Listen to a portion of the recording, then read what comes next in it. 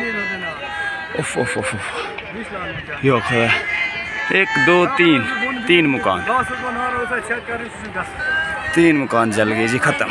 मैं समाजी कार्यकर्ता विनोद कुमार शर्मा जिला राजौरी के तमाम ज़रूरतमंद लोगों से अपील करूंगा कि बहुत ही आपको खुशखबरी आज मैं सुनाने जा रहा हूं, जो कि जिला समाज कल्याण विभाग की राजौरी के जिला अधिकारी वकील अहमद भट्ट जिसे मेरी मुलाकात हुई और नौशहरा के TSWO कबीर हुसैन से मेरी बात हुई, जिन्होंने बताया कि जो भी 60 साल से ऊपर का जो भी ज़रूरतमंद बंदा है वो उसके पेंशन, और 55 साल से ऊपर जो भी मेरी माताएं हैं उनकी पेंशन, या फिर जो विधवा जो विडो लेडी है वो 40 साल से ऊपर जो भी है, आप सब सोमवार तक, आने वाले सोमवार तक अपने ज़रूरतमंद पेंशन लगवाने के लिए आधार कार्ड, अपना खाता, अकाउंट खाता, एक फ़ोटो, और साथ में मैं आपको ये ज़रूरी बताना चाहूँगा कि आपने राशन कार्ड तो लगाना है, लेकिन इसकी जो है BPL का तो सब चलेगा, लेकिन जो APL को बिलोंग करते हैं उनकी इनकम जो है सालाना 70,000 से मिनिमम 70,000 होनी चाहिए या उससे कम होनी चाहिए, उनकी पेंशन लग पाएगी। और मैं आप सबसे ये निवेदन करूंगा कि आए दिन हमारी आवाज़ जो है सरकार तक पहुंचती थी,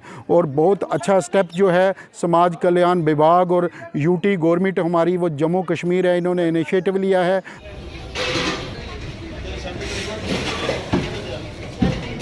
कि हमारा एक फेस्टिवल जो नवरात्रों का है वो 2 तारीख से शुरू होगा, और साथ में ही हमारे जो पवित्र रमज़ान का महीना है वो भी 3 तारीख से शुरू होने वाला है।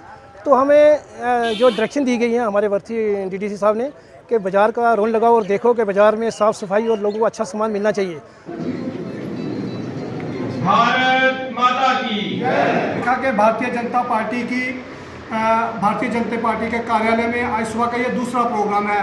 श्रीमान अशोक कौल जी जो हमारे संगठन के महामंत्री हैं, वो हर डिस्ट्रिक्ट में जाके 2-2, 3-3 प्रोग्राम कर रहे हैं। एक आज हम दसल के बूथ पे गए थे, वहाँ के बूथ के कार्यकर्ताओं से मिलना हुआ, उनसे बातचीत हुई।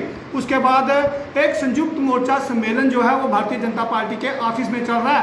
हमारे भारतीय जनता पार्टी के 7 मोर्चे हैं, युवा मोर्चा, महिला मोर्चा, किसान मोर्चा, OBC मोर्चा, SC मोर्चा, ST मोर्चा और माइनॉरिटी मोर्चा। कि हमने सभी साथियों के साथ मीटिंग, आज इमरजेंसी सेशन बुलाने का मकसद यही था कि नवरात्रों में डिसीजन जो होना है कि कौन सा दल, कौन सी ऑर्गेनाइजेशन, कौन सी पॉलिटिकल पार्टी के साथ हमें खड़े होना है। तो यहाँ सभी साथियों का ये था कि जिसके साथ भी खड़े होंगे अपोजिशन की भूमिका में रहेंगे, और जब सभी साथियों ने डिसाइड किया कि अपोजिशन की भूमिका में रहेंगे तो हमने बिल्कुल उन साथियों के साथ खड़े होकर कह दिया कि डेफिनेटली वही फैसला होगा जो आप कहना चाहते हैं, और उसी ऑर्गेनाइजेशन के, उसी पार्टी के साथ खड़े होंगे जो प्रेजेंटली जम्मू कश्मीर में अपोजिशन की भूमिका में है। ये फाइनल है कि भाजपा में आप नहीं जा रहे हैं? लगभग इसको हम कह सकते हैं। एसोसिएशन की तरफ से एक प्रेस वार्ता रखी जा रही है, और उस प्रेस वार्ता का सिर्फ एक ही मकसद है कि हमारी जो जेन्युइन डिमांड्स हैं या हमारे जो टीचर्स के जो राइट्स बनते हैं उनको लेकर हम अपनी जो आवाज़ है उसको हम अपने वर्दी जो हमारे LG मनोज सिन्हा जी साहब हैं, हम उन तक पहुंचाना चाहते हैं। उसके साथ साथ हमारे एजुकेशन विभाग के एडमिनिस्ट्रेटिव सेक्रेटरी, प्रिंसिपल सेक्रेटरी वर्दी श्री BK सिंह जी, उनके तक पहुंचाना चाहते हैं कि जो टीचर्स को जो जिन मसाइल से परेशान हो रहे हैं उन मसाइल को हल करने के लिए जहां से हम दरख्वास्त कर रहे हैं, ना कि हम जहां से सरकार के आगे अपील कर रहे हैं, ना कि हम जहां से कोई विरोध प्रदर्शन या कोई सरकार के खिलाफ हमारा कोई ऐसा रवैया नहीं है।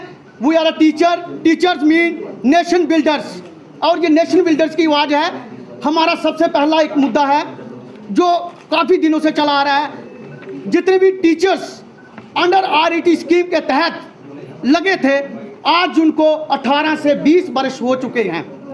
उसके बावजूद उन टीचर्स की जो है सैलरी तो डीलिंग हुई, सबसे पहले मैं तो मीडिया कर्मी जो जितने भी हैं, मैं आपका धन्यवाद करना चाहता हूं, आपका शुक्रिया करना चाहता हूं कि आपने 7th पे कमीशन का जब मसाइल हमारा एक बहुत बड़ा इशू था, आपने उसको हल करवाने में हमारी काफ़ी मदद की थी। मैं आपको थैंक्स करना चाहता हूँ। इसके साथ साथ हमारे जो RET स्कीम के तहत जो टीचर लगे थे, ग्रेड 2 ग्रेड 3 जो हैं, जो 3rd टीचर हैं, जिनको आप इन ग्रेड से डेजिग्नेशन से जाना जाता है, वो टीचर्स बिना ट्रांसफर पॉलिसी के हैं।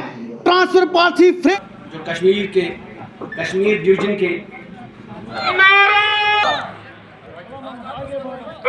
इंशाअल्लाह वही करेंगे और वही करने आए हैं। हमारी नहीं है, हमारे पास बहुत लुटाने के लिए कुछ नहीं है कि हेलीकॉप्टर से उतरे, हवाई जहाज से आए, 10-20 गाड़ियां लाए, काफिला बनाए हम कि 25,000 नई नौकरियां देंगे, 35,000 जो डेली वेजेस थे उनको हम करवाने। सेम आसान अगर इस वीकनेस से तो वक्त शुरू होना चाहिए 5 अच्छे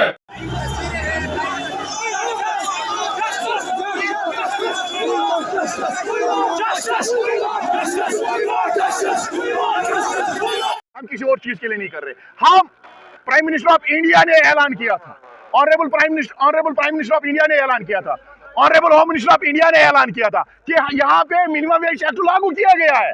यहाँ पे 225 रुपए महाना दिए जाते, जिनको दिए जाते हैं 100 रुपया यहाँ पे महाना दिया जाता है, 500 रुपया दिया जाता है, और वो भी कभी कभी दिए जाते हैं। ये सरासर नाइंसाफी है। हम उनसे मुतालबा कर रहे हैं जो वजीर आजम साहब ने ऐलान किया, जो यहाँ के ऑनरेबल होम मिनिस्टर ने ऐलान किया, उसको जमीनी सतह पे हम लाओ।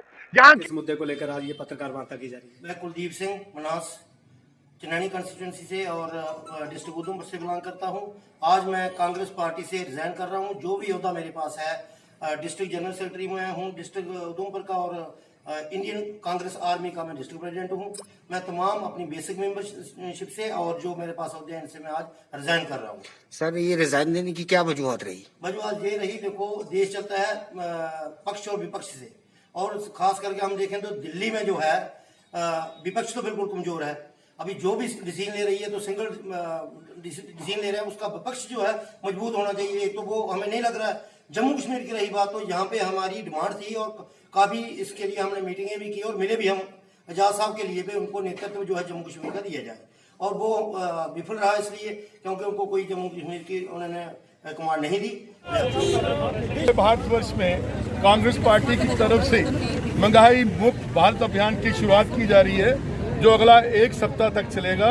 आज हमारे यहाँ जम्मू के अंदर भी ये प्रदर्शन जारी किया। हमारे ब्लॉक कांग्रेस कमेटी जो सतीश शर्मा जी और हमारे चीफ व्हिप हैं, तीसरा प्रदर्शन है। हम कंटिन्यूसली प्रदर्शन पिछले 2 साल से कर रहे हैं। कांग्रेस सड़कों पर ही है, सड़कों पर ही इस महंगाई के खिलाफ लड़ाई लड़ती रहे। आज जो ये प्रेस कॉन्फ्रेंस दी जा रही है मेरी तरफ से बासियत एक DDC मेंबर थन्ना मंडी, ये इस एवज में दी जा रही है कि मैं कांग्रेस पार्टी से उसकी बेस जो बुनियादी रुकनीत है उससे मुस्तफ़ी हो रहा हूँ,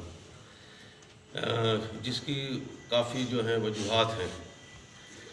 पहली बात तो ये है कि यहाँ जो भी पॉलिसी मैटर होता है वो ऊपर से ही इंडोर्स किया जाता है, और ग्राउंड लेवल वर्कर जो पब्लिक के साथ जिनका लाइजन होता है, पब्लिक सपोर्ट होती है, उनको कॉन्फिडेंस में नहीं लिया जाता है।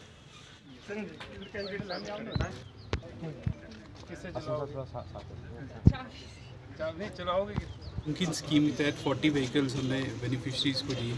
ये इनको गाड़ियाँ मिली हैं कि सेल्फ एम्प्लॉयमेंट में ये अपना कारोबार बढ़ा सकें। तो ये हमारी AD एम्प्लॉयमेंट के इनिशिएटिव से हमने सारे इनके फॉर्म्स बनवाए हैं, और इनकी सब्सिडी ट्रांसफ़र करने के लिए इनके केसेस फॉरवर्ड किए थे मिशन यूथ को। वहाँ से ये हमें मुमकिन स्कीम के तहत फ़िलहाल ये 40 व्हीकल्स आई है। आगे और भी ये गाड़ियाँ आने की उम्मीद है। जैसे जैसे वो गाड़ियाँ आती जाएंगी हम बेनिफिशरीज़ का नंबर बढ़ाते रहेंगे। अल्टीमेट एम यही है कि लोगों को एम्प्लॉयमेंट मिले, ताकि जो हमारे अनएम्प्लॉयड यूथ हैं वो सेल्फ एम्प्लॉयमेंट की तरफ जाएं। ऐसी एवेन्यूज़ देखें जिनकी वो अपने आप को एम्प्लॉयमेंट तो दें, लेकिन अपने साथ 3-4 लोगों को और एम्प्लॉयमेंट दें, ताकि एक वर्चुअस साइकिल बने और जो हमारा डिस्ट्रिक्ट का डेवलपमेंट इंडेक्स है वो ऊपर जाए, और अल्टीमेटली हमारी यूटी इंडेक्स जो है ऊपर जाए।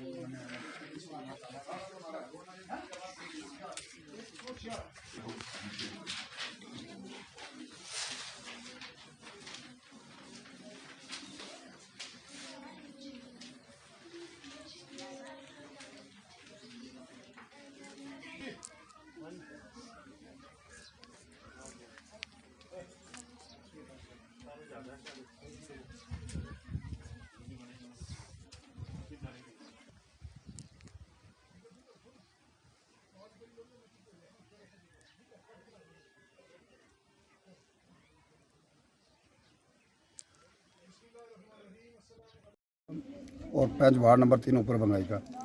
मैं सबसे पहले तो आपका शुक्रगुजार हूं कि जिन्होंने हमारी आवाज़ और यहां पर मौके पर आकर देखने की कोशिश की। दूसरा रह की बात कि डिजिटल इंडिया की बात हमारे एलजी साहब भी बात करते हैं, हमारी एडमिनिस्ट्रेटिव बात करती है। पिछले 20 नंबर पर हमारी डिस्ट्रिक्ट आई तो वो इसी वजह से आई, क्योंकि हमारे स्कूल की कंडीशन आपने देखी, यहाँ बाथरूम की हालत, पानी की हालत, कमरों की हालत, हमारे यूटी के साथ या दिल्ली के साथ बच्चे कैसे मुकाबला करेंगे। नंबर 1 बात। नंबर 2 बात के सरपंचों को पावर तो दे दी, मगर हमारे लोअर बंगाई और ऊपर बंगाई का जो सरपंच है, पिछले 3 साल से हम उनकी मिन्नतें कर रहे हैं कि सर आप कोई फैसला लें और स्कूल की बिल्डिंग को बनवाने की तामत है। उन्होंने कोई तामत नहीं दिया। वो अगर तामत देते तो खाली निरगा के बीच में, निरगा के लिए वो मीटिंग बुलाएंगे तो 24 घंटा वो मीटिंग के लिए हाजिर होंगे। स्कूल के लिए मीटिंग बुलाएंगे तो वो कभी नहीं आएंगे। मैंने एक दिया भी है, मास्टर साहब ने 28 तारीख को डेट निकाली थी, सरपंच ना लोअर बंगाई का है ना ऊपर बंगाई का आया।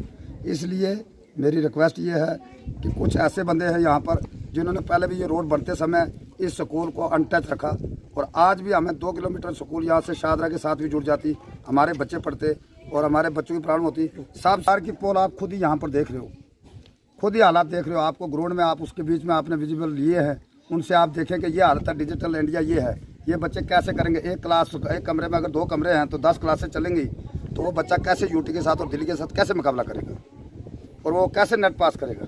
कि आप जगह चाहिए तो जगह हम उपलब्ध कराएंगे, मगर किसी भी तरीके से मैं रिक्वेस्ट करता हूँ इन गरीब बच्चों की सुनकर, जो एक गरीब बच्ची यहाँ से थन्ना मंडी जाएगी उसको कम से कम 500 रुपया दिन का चाहिए, वो उन बच्चों के पास नहीं है, उस माँ बाप के पास नहीं है। वो 10वीं के बाद छोड़ देते हैं और वो बच्चे ना घर का रहते हैं ना घाट का रहते हैं, ना वो पढ़ पाए ना वो स्कूल में काम कर पाए, घर में काम कर पाए।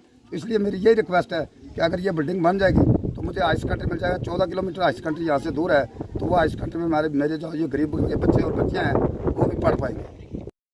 लोअर बंगाई का यहाँ बाशिंदा हूँ और एज ए मेंबर भी काम कर रहा हूँ। यहाँ पे स्कूल की पोजीशन तो हमारे मीडिया को बताई है। आपके मीडिया के माध्यम से मैं गवर्नमेंट ऑफ इंडिया, आपने पूरे इंतजामिया को, खासकर लेफ्टिनेंट गवर्नर साहब को इस चीज़ का अवगत कराता हूँ कि जैसे देखा हमारा स्कूल की पोजीशन देखी है, हमारे पास यहाँ कम से कम 1 कनाल जगह है, जगह की प्रॉब्लम नहीं है, मगर स्कूल के एकोमोडेशन जो है बैठने के लिए बहुत कम जगह है। यह बात तो क्लियर होगी, आपने सुना है, मेरे साथियों ने बोला है, मीडिया ने बोला है। अगर इसकी पोजीशन देखें आप स्कूलों की, तो एक कमरे में हार्डली 10 से 12 बच्चे को एक साथ पढ़ा सकता है। 162 आदमी के बच्चों की स्ट्रेंथ है यहाँ पे, और अगर एकोमोडेशन हो तो यहाँ 300 बच्चा भी पढ़ सकता है। सबसे बड़ी प्रॉब्लम हमें यहाँ एकोमोडेशन की आ रही है। नंबर 1, अगर हमें और जगह की ज़रूरत भी न पड़े, जो 1 कनाल जगह है, इस कनाल के अंदर अगर बिल्डिंग बनाई जाए डबल स्टोरी, 6 कमरे नीचे 6 ऊपर 12, फर्स्ट क्लास बच्चे पढ़ सकते हैं। गवर्नमेंट काफ़ी, आज हमारी हिंदुस्तान गवर्नमेंट खासकर यूटी में जब से बना है, हमें हर किस्म की सहूलतें मिली हैं, मगर यहाँ सबसे बड़ी प्रॉब्लम हमें रोड की भी है।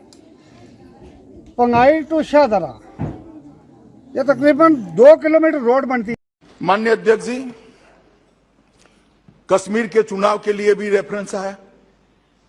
मेरा भाषण सदन के रिकॉर्ड पर है, कोई भी उठाकर देख सकता है, फिर से सुन सकता है, यूट्यूब पर भी है, आप भी उपलब्ध करा सकते हो। माननीय अध्यक्ष जी, मैंने स्पष्ट कहा था कि पहले पंचायत के चुनाव होंगे, उसके बाद में डिलिमिटेशन होगा, उसके बाद में चुनाव होंगे और उसके बाद में पूर्ण राज्य का स्टेटस हम वापिस देंगे। पंचायत के चुनाव हो चुके हैं, कोई हिंसा के बगैर जिला पंचायत के चुनाव समाप्त हो चुके हैं, डिलिमिटेशन समाप्त होने के कगार पर है। और मैं फिर से सदन पर कहता हूं, गृह में कहता हूं कि डिलिमिटेशन होने के बाद सभी दलों से चर्चा कर हम तुरंत चुनाव कराएंगे। हमें कोई शौक नहीं है राष्ट्रीय